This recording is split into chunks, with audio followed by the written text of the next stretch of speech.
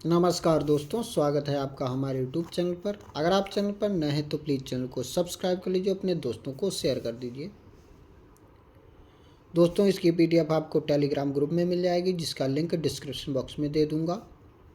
तो 100 शब्द प्रति मिनट की गति से डिक्टेशन लिखने के लिए तैयार हो जाइए। डिक्टेशन शुरू करते हैं 5 सेकंड में।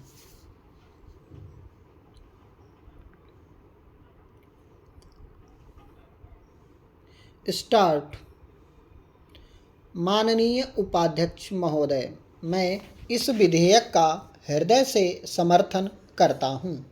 यह विधेयक मेरी राय में बहुत पहले आ जाना चाहिए था, लेकिन यह बहुत समय बाद आया।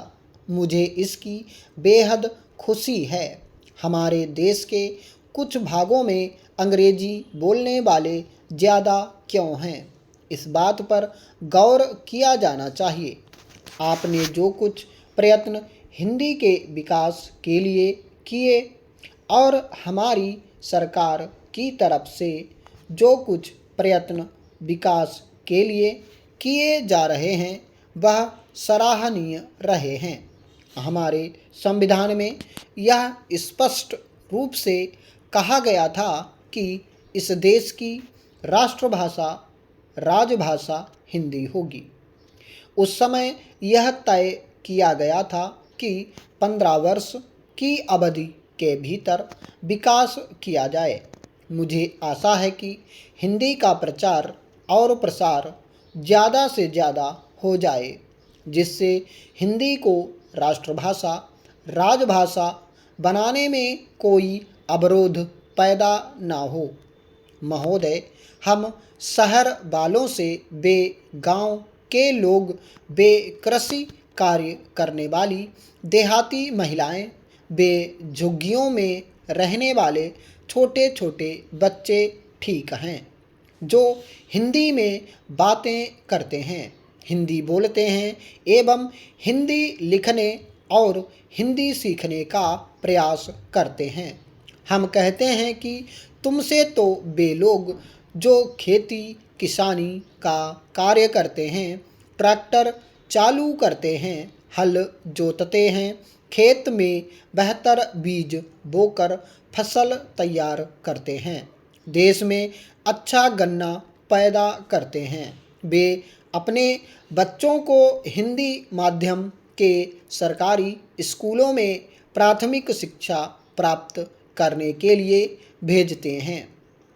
यही तो इस देश के असली कर्णधार और देशवासी हैं।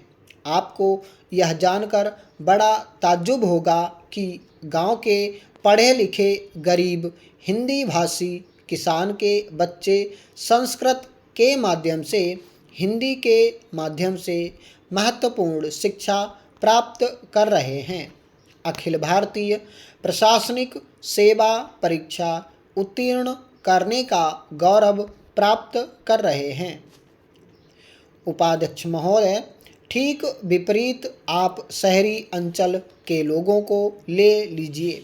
वे अपने बच्चों को हिंदी माध्यम के स्कूल में दाखिला ना दिलाकर अंग्रेजी माध्यम के प्राथमिक विद्यालयों में भर्ती कराते हैं। क्या यह कभी हो सकता है कि विदेशी भाषा अपनी मातृभाषा हो? बच्चा जब पैदा होता है तो कुछ वर्ष बाद ही उसे मुंह से हिंदी भाषा तथा हिंदी के शब्द निकलते हैं। हर देश की मातृभाषा वही होती है जो पहली बार मुंह से उच्चारित होती है, वही मातृभाषा होती है। हमारे देश के नागरिकों के समझ में यह बात क्यों नहीं घर करती, किस लिए वे अपने बच्चों को अंग्रेजी के पीछे दौड़ने के लिए प्रोत्साहन देते हैं?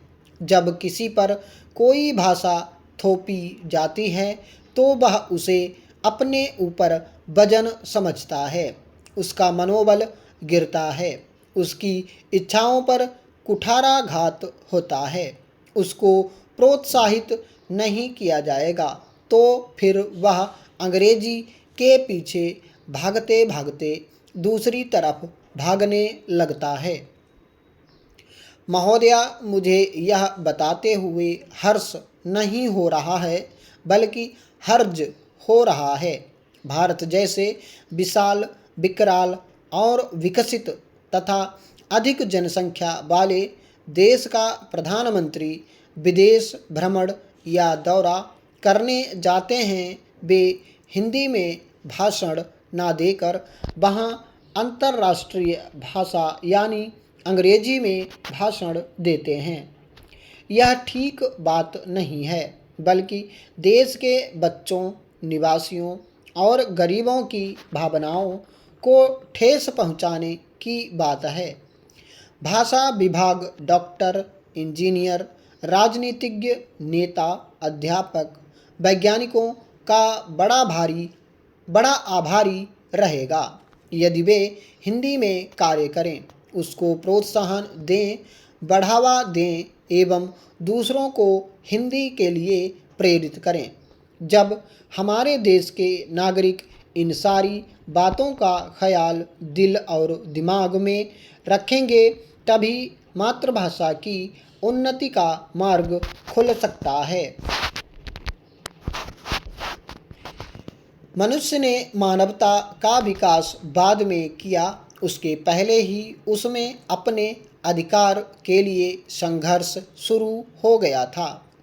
चूँकि मानव एक सामाजिक प्राणी है और समाज सरल रूप में व्यक्तियों का समूह के रूप में रहा है, प्रकृति के इस समूह में अलग अलग प्रवृत्ति और स्वभाव के लोग होने के कारण उनके विचार, भाव, भावना, संवेदना में भिन्नता होती है। आरंभ में व्यक्ति अपने विचारों को समाज में अभिव्यक्त करता रहा है, यह उसका अधिकार है, किंतु धीरे धीरे उसके वैचारिक स्वभाव में एक विचार यह भी आता है कि उसके भाव, विचार और अनुभव सर्वश्रेष्ठ हैं। इसी कारण व्यक्ति में यह भावना प्रबल होने लगती है कि वह समाज का नेतृत्व करे, क्योंकि दूसरों के विचार और स्थिति उसकी अपेक्षा तुच्छ और अनुच्च है।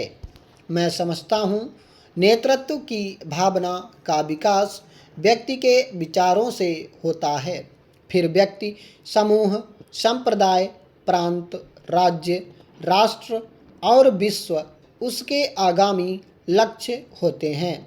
समाज की व्यवस्था का संचालन करने की प्रक्रिया से ही अधिकारों के हनन की परिपाटी का निर्माण होता है। आज यही भावना विश्व के कुछ देशों में अहंकार के रूप में विकसित हो चुकी है कि वे विश्व व्यवस्था का संचालन कर सकते हैं, क्योंकि उनके पास शक्ति, समृद्धि और अधिकार है। जब किसी के अधिकार बढ़ते हैं तो किसी न किसी के अधिकार कम होते हैं। नेतृत्व एक ऐसा अधिकार है और ये अधिकार समूह के किसी एक व्यक्ति को ही मिल सकते हैं, अर्थात एक के अधिकार बढ़ने से समूह के अन्य व्यक्तियों के अधिकार कम हो जाते हैं। इस प्रकार से मानव अधिकार के हनन की प्रक्रिया शुरू हो जाती है। आज भी विश्व के देशों के अंदर समुदाय में अधिकारों के असंतुलन की स्थिति बनी हुई है। आज हम देख रहे हैं कि जो धनी हैं, विकसित हैं, उसके पास ज़्यादा अधिकार हैं। जो गरीब है, अविकसित है, परिणाम स्वरूप उसके अधिकार भी कम होते हैं।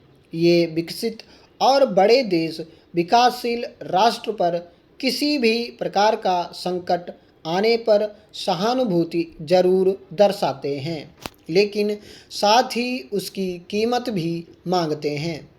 अविकसित देशों के पिछड़े रहने का एकमात्र कारण प्राकृतिक संसाधनों का उचित दोहन न हो पाना रहा है और दूसरा कारण प्राकृतिक असंतुलन, जनसंख्या वृद्धि की परिस्थितियां हो सकती हैं, जिनके कारण वहाँ भूखमरी और महामारियां फैलती जा रही हैं, जिससे लोग काल के मुंह में समाते जा रहे हैं। स्टॉप।